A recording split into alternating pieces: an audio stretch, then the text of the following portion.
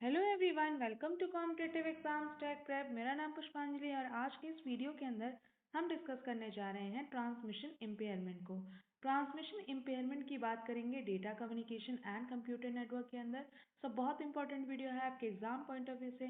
अभी तक आप मेरे चैनल पर जुड़े नहीं हैं तो जुड़ जाइए, कर लीजिए चैनल को सब्सक्राइब और बेल बटन को प्रेस कर दीजिए, जिससे आने वाली वीडियोस की नोटिफिकेशन आपको मिलती रहे और ऐसी यूजफुल वीडियोस आप देख पाएँ। आप मुझे टेलीग्राम पे फॉलो कर सकते हैं, जहाँ पे मैं नोट्स प्रोवाइड करती हूँ। लिंक डिस्क्रिप्शन बॉक्स में दिया हुआ है, वहाँ से चेक करके ज्वाइन कर सकते हैं। चलिए स्टार्ट करते हैं हम अपने टॉपिक को बिना देरी के, जो है ट्रांसमिशन इम्पेयरमेंट। चलिए बात करते हैं ट्रांसमिशन इम्पेयरमेंट पे। क्या होता है ट्रांसमिशन इम्पेयरमेंट?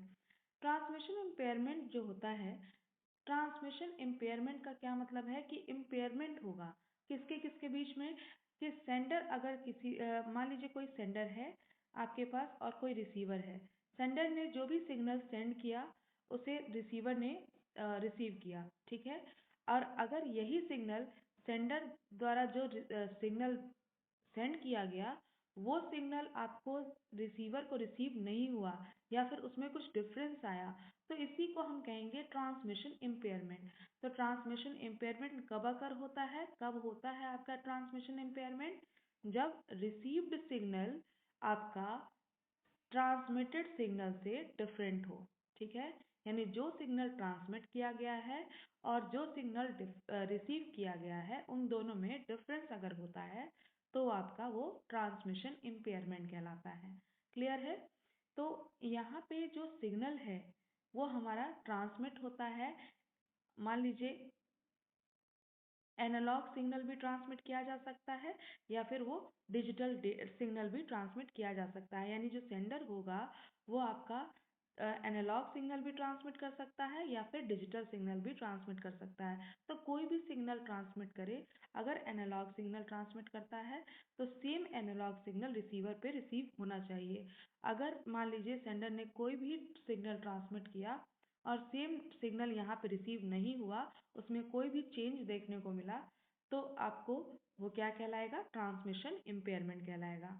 अगर हम एनालॉग सिग्नल की बात करें तो एनालॉग सिग्नल में ट्रांसमिशन इम्पेयरमेंट होने पर क्या होता है, जो हमारा रिसीव्ड सिग्नल मिलता है, जो हमें रिसीव्ड सिग्नल मिलता है, वो हमारा उसमें एम्पलीट्यूड में डिफरेंस आपको देखने को मिलता है या फिर उसके शेप में डिफरेंस देखने को मिलता है। यानी अगर सेंडर कोई एनालॉग सिग्नल ट्रांसमिट कर रहा है तो उसके शेप में डिफरेंस देखने को मिलेगा रिसीवर पे, ठीक है। तो वो आपका ट्रांसमिशन इम्पेयरमेंट कहलाएगा। अगर हम डिजिटल ट्रांसमिशन की बात करें, यानी डिजिटल सिग्नल अगर आप ट्रांसमिट कर रहे हैं तो रिसीवर साइड पे आपको बिट्स में डेटा के चेंजेस दिखेंगे, ठीक है। यानी बिट्स में चेंजेस आपको दिखेंगे क्योंकि वो डिजिटल डेटा है। फिर से एक बार समझ लीजिए, जो सेंडर है वो अगर मान लीजिए एनालॉग सिग्नल भेज रहा है तो यहाँ पे आपको रिसीवर पे आपको उस सिग्नल के शेप में चेंजेस देखने को मिलेंगे। और अगर सेंडर जो है वो डिजिटल डेटा भेज रहा है तो रिसीवर पे आपको बिट्स में चेंजेस देखने को मिलेंगे, ठीक है। तो इस टाइप के चेंजेस अगर हो रहे हैं तो ये ट्रांसमिशन इम्पेयरमेंट है। मेजरली आपके तीन कारण होते हैं आपके ट्रांसमिशन इम्पेयरमेंट के। पहला होता है नॉइज, दूसरा होता है डिस्टॉर्शन और तीसरा होता है एटेन्यूएशन, ठीक है। तो एक एक करके समझते हैं तीनों को, ट्रांसमिशन इम्पेयरमेंट को। पहला ट्रांसमिशन इम्पेयरमेंट हमारा है नॉइज। नॉइज जो है वो बहुत बड़ा फैक्टर है ट्रांसमिशन इम्पेयरमेंट का, ठीक है। क्योंकि यहाँ पे हम क्या होता है कि जब भी हम ट्रांसमिशन करते हैं, जब भी डेटा को ट्रांसमिट करते हैं, तो डेटा का ट्रांसमिशन या सिग्नल के ट्रांसमिशन के साथ साथ कुछ अनवांटेड सिग्नल भी ऐड हो जाता है।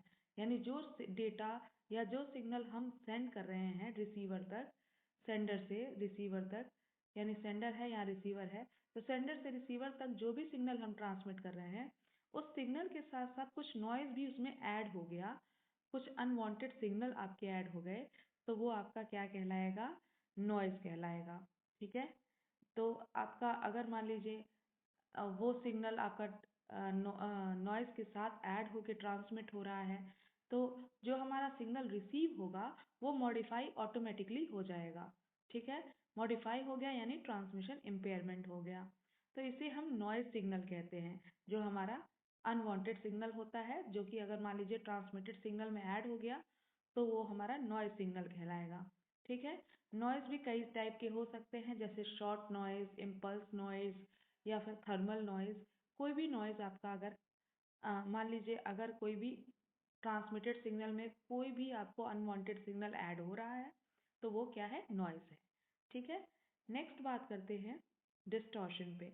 डिस्टॉर्शन क्या होता है? तो इस तरह का जो डिस्टॉर्शन होता है ये कब अकर होता है? ये बेसिकली कॉम्पोजिट सिग्नल्स में अकर होता है। ठीक है। जब कॉम्पोजिट सिग्नल में आपकी वेरियस फ्रीक्वेंसी कंपोनेंट्स होते हैं और हर एक फ्रीक्वेंसी कंपोनेंट्स जो है उसका कुछ टाइम कंस्टेंट होता है। ठीक है। जो कि हमारे सिग्नल को कंप्लीट करेगा। तो ऐसे केस में हमारा डिस्टॉर्शन होता है। ठीक है। तो जब हम कंपोजिट सिग्नल को ट्रांसमिट कर रहे होते हैं, कंपोजिट सिग्नल को ट्रांसमिट करने में आपको डिफरेंट डिफरेंट फ्रीक्वेंसीज के कंपोनेंट्स आपके लगे हुए हैं कंपोजिट सिग्नल में।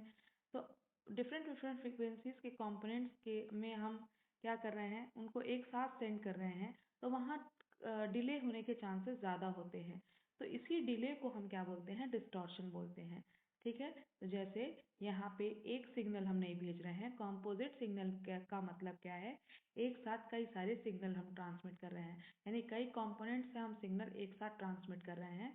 तो अलग अलग इनकी टाइमिंग हो सकती है, क्योंकि अलग अलग फ्रीक्वेंसी के सिग्नल हैं। ठीक है। अलग अलग फ्रीक्वेंसी के सिग्नल हैं, तो मान लीजिए एक सिग्नल पहले पहुंच सकता है, दूसरा सिग्नल डिले से पहुंच सकता है। तो इसी को हम जब रिसीवर पे रिसीव करेंगे तो अलग अलग टाइमिंग पे रिसीव करेंगे, तो इसी को हम बोलते हैं डिस्टॉर्शन, क्योंकि आपके सिग्नल को एक साथ नहीं रिसीव किया गया। ठीक है। तो ये क्या कहलाएगा, डिस्टॉर्शन कहलाएगा। ठीक है। नेक्स्ट है एटेन्युएशन, थर्ड वन। आपका लास्ट ट्रांसमिशन इम्पेयरमेंट क्या है, एटेन्युएशन।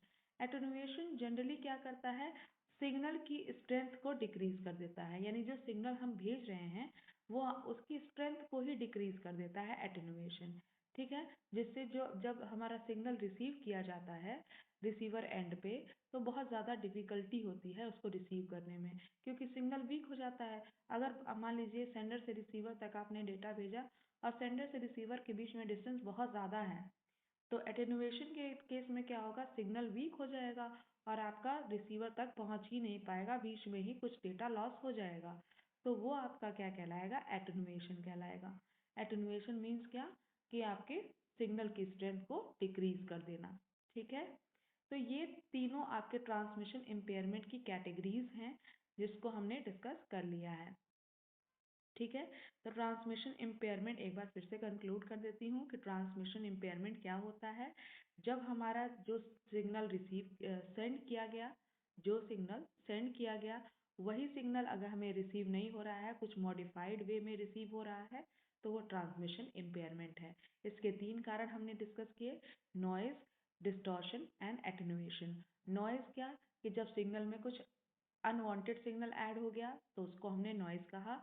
जब हमारा डिस्टॉर्शन कब होगा, जब हमारा अलग अलग कंपोनेंट से डिफरेंट फ्रीक्वेंसी के सिग्नल हमने भेजे और वो अलग अलग टाइमिंग पे रिसीव हुए, तो वो आपका डिस्टॉर्शन हुआ। और जब हमारे सिग्नल की स्ट्रेंथ में डिक्रीमेंट आ गया तो वो हमारा एटेन्युएशन हुआ। आई होप आपको समझ में आया होगा, कॉन्सेप्ट आपका क्लियर हुआ होगा। अगर वीडियो पसंद आई है तो लाइक कर दीजिएगा, अपने फ्रेंड्स के साथ शेयर करिएगा और चैनल पे जुड़े नहीं हैं तो जुड़ जाइएगा। Thank you for watching.